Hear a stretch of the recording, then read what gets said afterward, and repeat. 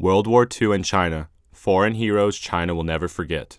Almost every one of the Chinese people knows about Norman Bethune. In 1938, Bethune, a Canadian communist, came to China. In order to help the wounded in a timely manner, Bethune situated his wartime clinic near the front line. In 1939, Bethune cut his finger during an operation which worsened into septicemia and caused his death. Dorkanath S. Kotnis is an Indian surgeon who came to China in 1938.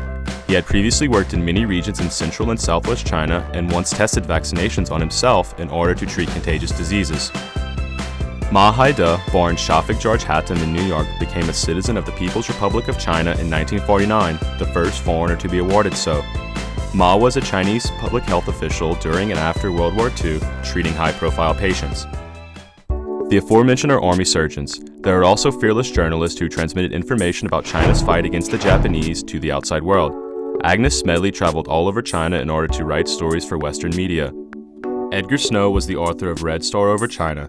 The book is an account of the Communist Party of China written when they were a guerrilla army still unknown to Westerners. The book was first published in London in 1937 and then became a bestseller published in almost 20 languages. Anna Louise Strong traveled throughout China and other parts of Asia in the late 1920s. Her travels inspired her to write books like China's Millions and 1/5 of Mankind.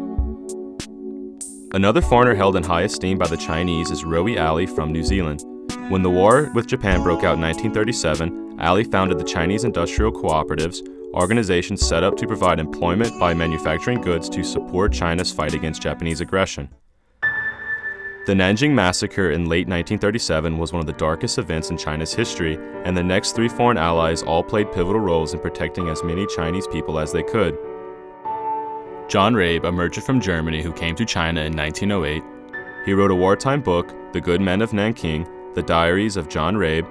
Many young Chinese have watched the movie adaptation of this book and learned that Rabe, along with a number of other foreigners, protected more than 250,000 Nanjingers from being killed. American missionary John Maggie refused to flee Nanjing as the massacre unfolded and stayed on with other foreigners to help the Chinese. Maggie is best known for the filmed footage he captured during the massacre.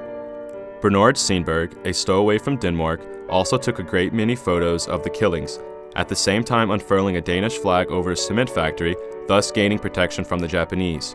Once the factory was deemed a safe zone, Steenberg and friends set up a refugee hospital and sheltered locals from the attacks. The last foreign hero is American military aviator Lieutenant General Claire Lee Chennault, who aided Chinese forces in fighting against Japan by helping establish and command the Flying Tigers. These 11 foreign heroes, representing foreigners coming to China during World War II, will always be remembered by the Chinese people.